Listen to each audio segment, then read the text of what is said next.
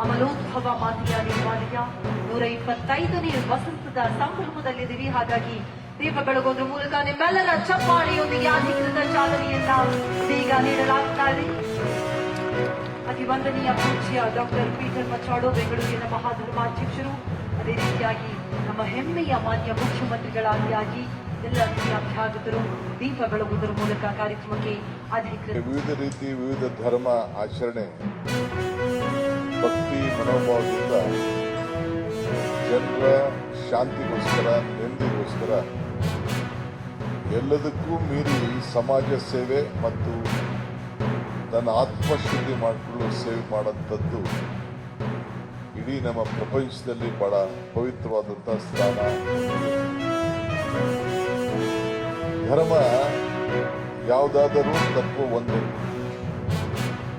ನಾಮ ನೂರಾದರೂ ದೈವ ಒಂದೇ, ಪೂಜೆ ಯಾವುದಾದರೂ ಭಕ್ತಿ ಒಂದೇ, ಕರ್ಮ ಹಲವಾದರೂ ನಿಷ್ಠೆ ಒಂದೇ, ದೇವನೊಬ್ಬ ನಾಮ ಇದರಲ್ಲಿ ನಾನು ಈಗ ಬಂದ ತಕ್ಷಣ ಅಲ್ಲಿ ಕ್ಯಾಂಡ್ಲೆಸ್ ಹಿಂದೂ ಧರ್ಮದಲ್ಲಿ ಜ್ಯೋತಿ ಬೆಳೆಸ್ಬೇಕಾದ್ರೆ ಎಣ್ಣೆ ಬತ್ತಿ ಇಟ್ಟು ದೀಪ ಬಿಡುತ್ತೇವೆ. ಅಲ್ಲಿ ಕ್ಯಾಂಡ್ಲೆಸ್ ವಿವಿಧ ರೀತಿ ಇರ್ಬೋದು. ಒಂದು ದೇವಾಲಯದಲ್ಲಿ ಕೆಲವರು ವಿಗ್ರಹದ ಮೇಲೆ ದೇವರನ್ನ ನೋಡ್ತಾರೆ,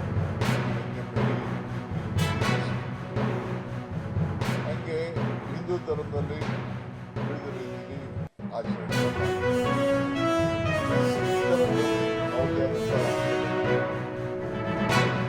ಹಂಗೆ ಇವತ್ತು ಕಂಬ, ಧ್ವಜ ಕಂಬ ಎಲ್ಲ ದೇವಾಲಯಗಳು ಕೂಡ ಇದು ಧ್ವಜ ಕಂಬ ಸಾಮಾನ್ಯವಾಗಿ ಹಿಂದೂ ಧರ್ಮದಲ್ಲಿ ಕೂಡ ಹೋಗ್ತಾ ಇದೆ.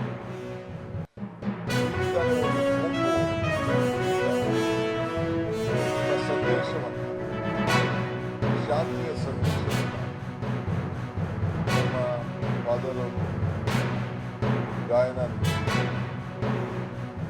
ಆ ಮೇಕೆ ಕೊಂಬೋ, ದನದ ಕೊಂಬೋ, ಇಲ್ಲ ಯಾವುದೇ ಪ್ರಾಣಿ ಕೊಂಬೋ, ಆ ಕೊಂಬಿಗೆ ಅದರಿಂದ ಆ ಶಕ್ತಿ ಏನು, ನಾದ ಏನು ಬರ್ತದೆ, ಗಾನ ಏನು ಬರ್ತದೆ, ಆ ಪ್ರಾಣಿ ಕೊಂಬು. ಈಗ ಇಲ್ಲಿ ಬಿದಿರು, ಆ ಬಿದಿರು ಕೃಷ್ಣನ ಕೊರಳಾಯಿತು. ಆ ಬಿದಿರು ಹುಟ್ಟುವಾಗ ಆ ಬಿದಿರು ಫ್ರೂಟ್ ಅಂತ ಕರೀತೀವಿ ನಾವು, ಕೊಡಲು ಅಂತ ನಮ್ಮ ಭಾಷೆಯಲ್ಲಿ.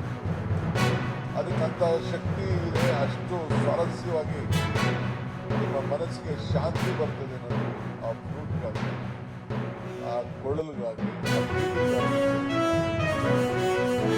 ಇಲ್ಲಿ ಶಂಕು ನೀವು ನೋಡಿ, ಆ ಶಂಕು ಸ್ನೇಹಿಲ್, ದೊಡ್ಡ ಸ್ನೇಹಿಲಾಗಿ ಶಂಕು. ಕೃಷ್ಣ ಕೂಡ ಯುದ್ಧ ಕರಿಬೇಕಾದ್ರೆ ಮಹಾಭಾರತದಲ್ಲಿ ಆ ಶಂಕುವಿಂದ ನಾದದಿಂದ ಕರೆಯನ್ನ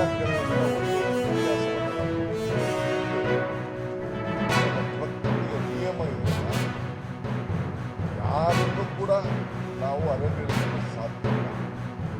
ಅದಕ್ಕೆ ದೊಡ್ಡ ಲಾ ಆಫ್ ನೇಚರ್, ಸೂರ್ಯ ಯಾವಾಗ ಹುಟ್ಟಬೇಕು, ಯಾವಾಗ ಮುಳುಗಬೇಕು ಅಂತೇಳಿ. ಹಂಗೆ ಮನುಷ್ಯ ಹುಟ್ಟಾಗ ಯಾರು ಯಾವ ಧರ್ಮದಲ್ಲಿ ಯಾವ ಜಾತಿ ನಾವು ಯಾರು ಅರ್ಜಿನೂ ಆಗ್ತೀವಿ.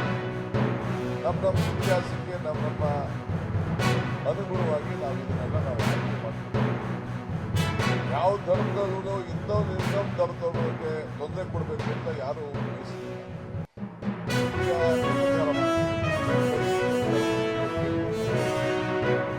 ಎಷ್ಟೋ ಜನ ಟೀಕೆ ಮಾಡ್ತಾರೆ,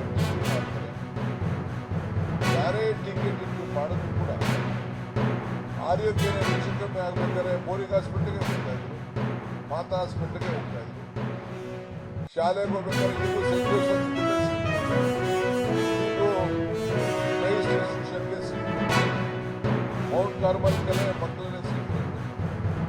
ಸೊ ಲಾಭ ಬೇಕಾದ್ರೆ ಆಗ ಧರ್ಮ ಇರುವುದಿಲ್ಲ, ಲಾಭ ಇಲ್ಲದೆ ಹೋದಾಗ ಕೆಲವೆಲ್ಲ ಇದಕ್ಕೆ ಪ್ರಾರಂಭವನ್ನು ಮಾಡ್ತಾರೆ. ಈ ಸರ್ಕಾರ ಇರೋದೇ ತಮಿಳುನಾಡಿನ ನೀರ್ಗಂಟಿ ಕೆಲಸ ಮಾಡೋದಕ್ಕೆ ಈ ಸರ್ಕಾರ ಇದೆ. ನಮ್ಮ ರೈತರಿಗೆ ಬೆಳೆ ಹಾಕಬೇಡಿ, ನೀರು ಕೊಡಲ್ಲ ಅಂತಾರೆ. ತಮಿಳುನಾಡಿಗೆ ರಾತ್ರಿ ಹೊತ್ತಲ್ಲಿ ಕದ್ದು ನೀರು ಬಿಡ್ತಾರೆ. ಇದು ಈ ಸರ್ಕಾರ ನೀರ್ಗಂಟಿ ಕೆಲಸ ಮಾಡ್ಕೊಂಡಿದ್ದಾರೆ.